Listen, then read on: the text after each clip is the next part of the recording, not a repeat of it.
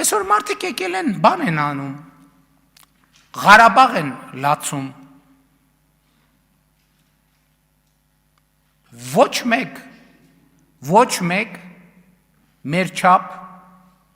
ոչինչ չի արել Ղարաբաղի համար, ոչ մեկ, սկսած ֆինանսականից, ինչ է երևում է բյուջետային թվերով, սկսած մնացածից ինչը չի երևում ու չի երևալու երբեք։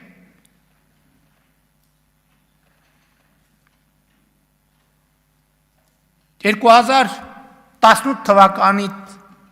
ինչի մենք զիջումների չգնացինք, Եսա լավ է,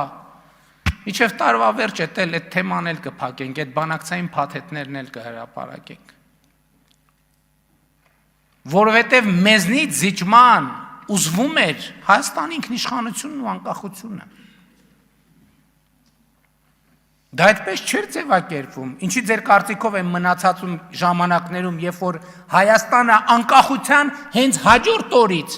անկախության մասին հայտարարելու պահից կամաց տեղավորվել է այդ գրպանում, ինչի դա տենց է հայտարարվել։ Ոչ դա բոլորովին ուրիշ կերպ է հայտարարվել, ուրիշ վերնագրերով։